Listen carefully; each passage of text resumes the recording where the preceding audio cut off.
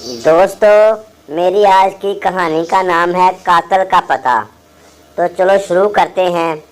शेर शाह सूरी बड़ा अक्लमंद और बहादुर बादशाह था।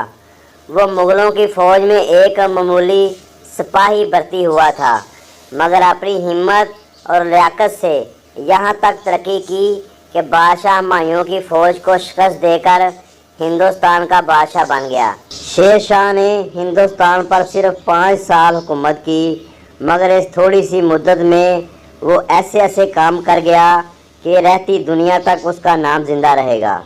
उसने रियाया की सहूलत के लिए बहुत सी सड़कें बनाईं, जिनमें से कलकत्ता से पेशावर जाने वाली जरनैली सड़क बहुत मशहूर है।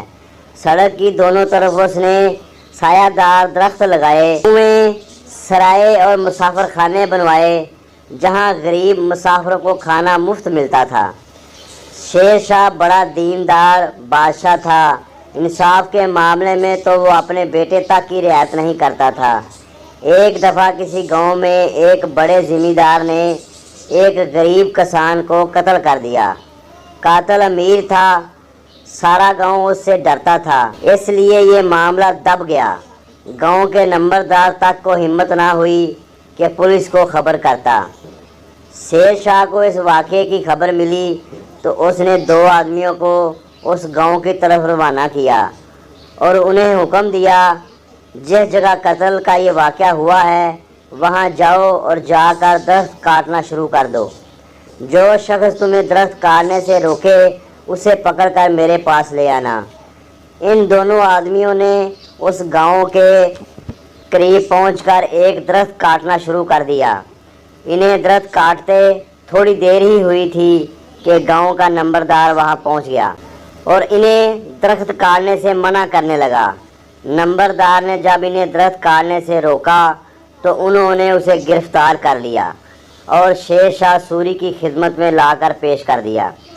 शेर शाह ने नंबरदार से कहा, तुम्हें इतने फासले से दरख्त काटने की खबर तो मिल गई, मगर एक आदमी मारा गया और उसके कत्ल का तुम्हें इल्म ना हुआ।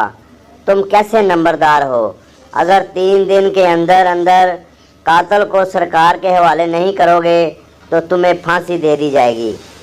नंबरदार को कातिल का इल्म तो पहले ही था।